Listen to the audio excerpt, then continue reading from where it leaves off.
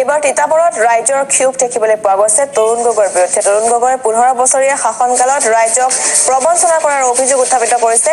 পৰিৱৰ্তনকামী চৰকাৰেও তিতাবৰবাসীক দিয়া নাই গুৰুত্ব।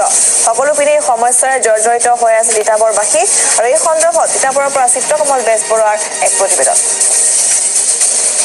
একবিংশ শতিকাৰ বিকশিত অসমৰ কথা কোৱা সেই সময়ৰ প্ৰাক্তন মুখ্যমন্ত্ৰী একালৰ মহাপ্ৰতাপী ৰজা তৰুণ গগৈৰ সমষ্টি তিতাবৰ আমি গ্ৰামাঞ্চলত এই মুহূৰ্তত উপস্থিত হৈ আছোঁ। আৰু আমি কিছু কথা পাতিবলৈ এই মুহূৰ্তত আমি আহিছোঁ, যিহেতু নিৰ্বাচনৰ সমাগত নিৰ্বাচনৰ প্ৰাক মুহূৰ্তত গ্ৰামাঞ্চলৰ ৰাইজে যথেষ্ট ক্ষোভ বুজাইছে, যিহেতু তেওঁলোকে যথেষ্ট সমস্যা আছে, কিন্তু সমস্যাসমূহ এই মুহূৰ্তলৈকে সমাধান হোৱা নাই।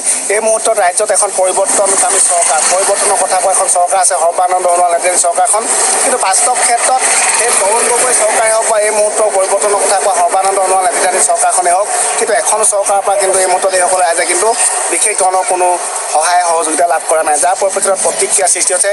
এইসকল ৰাইজ ওলাই আহিছে, যথেষ্ট ক্ষোভ প্ৰকাশ কৰিছে। আমি কিছু ৰাইজৰ দৃশ্যাংশ দেখুৱাম আৰু সমান্তৰালভাৱে তেওঁলোকৰ সমস্যাখিনি কথা পাতিম। তেওঁলোকৰ যথেষ্ট সমস্যা আছে। এই মুহূৰ্তত পুৰুষ মহিলাকে ধৰি যথেষ্ট সংখ্যক ৰাইজ ওলাই আহিছে। এই মুহূৰ্তত যথেষ্ট প্ৰতিক্ৰিয়া সৃষ্টি হৈছে। এই মুহূৰ্তত আমি কিছু কথা পাতিবলৈ চেষ্টা কৰিম। দাদা, সমস্যাসমূহ কেনেকুৱা, কি ক'ব? এই মুহূৰ্তত যথেষ্ট প্ৰতিক্ৰিয়া প্ৰকাশ কৰিছে। আপোনালোকে যোৱা সমস্যাটো বাৰম্বাৰ চৰকাৰক দাবী জনাই আহিছে। সমস্যাটো বহুত আছে ইয়াতে। তেখেতৰ আপোনাৰ কি আপোনাৰ ৰাস্তা পদূলি সিমান ঠিক নহয়, ল'ৰা ছোৱালী আহিবলৈ অসুবিধা হয়। তাৰপিছত এইফালে পানীৰ সমস্যা সিমানটো আছে বুলি আছেহে, আৰু পানীটো পোৱা নাই তেনেকালৈকে। পানী পালেও তাৰমানে ভাল শুদ্ধ পানী খাবলৈ পোৱা নাই, বোকা পানী খাব লগাত পৰিছে। আৰু জনামতেতো কেইবাদিন নহ'ব বন্ধ হৈ আছে। সেই তেনেকুৱা পানী ক'ৰ পৰা পানী খাইছে আপোনালোকে? পানী ক'ৰ পৰা খাব লগা হৈছে? পানী আৰু বৰষুণৰ পানীয়ে খাই আছে ধৰক। এতিয়া বৰষুণৰ পানী খাব লগা হৈছে, বৰষুণৰ পানীয়ে খাই আছে।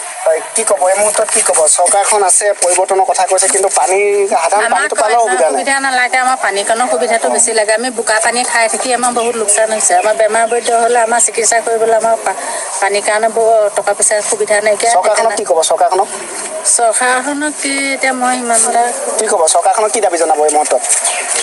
কি জনাব? চৰকাৰে যাতে আমাৰ সা সুবিধাখিনি দিয়ে সেই অনুৰোধ জনাইছোঁ চৰকাৰক। আমি লেট্ৰিনৰ সুবিধাও পোৱা নাই, ঘৰ দুৱাৰো পোৱা নাই, পানীৰ সুবিধাও পোৱা নাই। আৰু আমি গাঁওখনৰ বাসিন্দাসকলে বহুত একদম অশুদ্ধ পানী খাই পেলাই বেমাৰত ভুগি আছোঁ।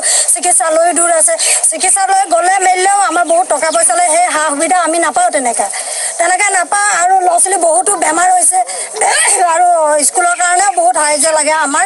আমি বহুত দুখীয়া শ্ৰেণীৰ মানুহ। আমাক যাতে চৰকাৰে সা সুবিধা দিয়ে, সেয়া চৰকাৰৰ ওচৰত অনুৰোধ কৰিছোঁ আমি।